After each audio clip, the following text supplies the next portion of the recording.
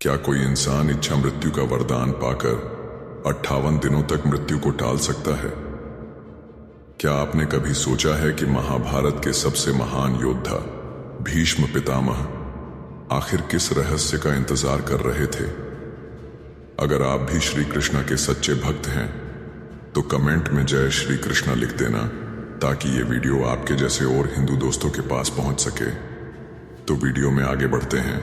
एक युद्ध जिसने इतिहास बदल दिया, एक योद्धा जिसे मृत्यु भी हरा नहीं सकी, और एक रहस्य जो आज भी अनसुलझा है। महाभारत का युद्ध समाप्त होने वाला था, लेकिन कुरुक्षेत्र के रक्त रंजित मैदान में एक ऐसा योद्धा था जो 58 दिनों तक मृत्यु के साथ आंख मिचौली खेलता रहा। वह कोई और नहीं बल्कि भीष्म पितामह थे, एक ऐसा योद्धा जिन्हें इच्छा मृत्यु का वरदान प्राप्त था। लेकिन क्या आपने कभी सोचा है कि उन्होंने अपनी मृत्यु को 58 दिनों तक क्यों टाला?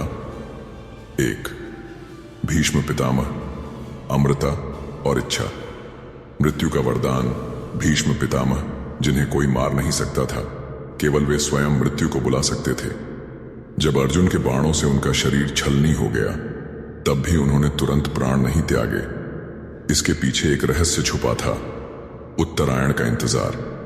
हिंदू धर्म में माना जाता है कि उत्तरायण, सूर्य का उत्तर दिशा में गमन के दौरान मृत्यु होने पर आत्मा को मोक्ष प्राप्त होता है। यही कारण था कि भीष्म ने 58 दिनों तक शरशैया पर लेटे हुए सूर्य के उत्तरायण होने की प्रतीक्षा की। 2. शरशैया पर भीष्म का रहस्यमयी धैर्य। भीष्म के शरीर में सैकड़ों तीर धंसे हुए थे। उनका शरीर रक्त से लथपथ था, लेकिन फिर भी उनका मन अडिग और शांत था। कहते हैं, जब वह शरशैया पर पड़े थे, तब उनके चारों ओर देवताओं की दिव्य ऊर्जा महसूस की गई। लेकिन क्या आपको पता है कि भीष्म ने मृत्यु शैया पर रहकर 58 दिनों तक क्या किया?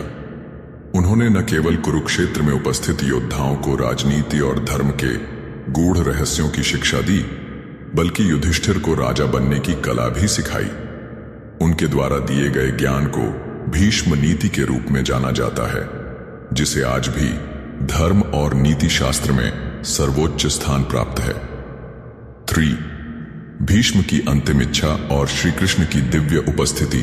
58वें दिन जब सूर्य उत्तरायण में प्रवेश कर गया, तब भीष्म ने अपनी आंखें बंद की और श्री कृष्ण को नमन किया। श्री कृष्ण स्वयं उनके पास खड़े थे, मुस्कुराते हुए। कहते हैं, भीष्म ने श्री कृष्ण के दर्शन के बाद ही अपने प्राण त्यागे। यह कोई साधारण मृत्यु नहीं थी, बल्कि एक योद्धा की चेतनावस्था में प्राप्त की गई मोक्ष यात्रा थी। भीष्म का यह बलिदान महाभारत का सबसे बड़ा रहस्य है, जो हजारों वर्षों बाद भी लोगों को चौंकाता है। क्या आपको लगता है कि आज के समय में भी कोई इच्छा मृत्यु का वरदान प्राप्त कर सकता है? और क्या भीष्म पितामह के जैसा कोई योद्धा दोबारा जन्म ले सकता है? अपने विचार कमेंट करें और इस वीडियो को लाइक और चैनल को सब्सक्राइब करना न भूलें।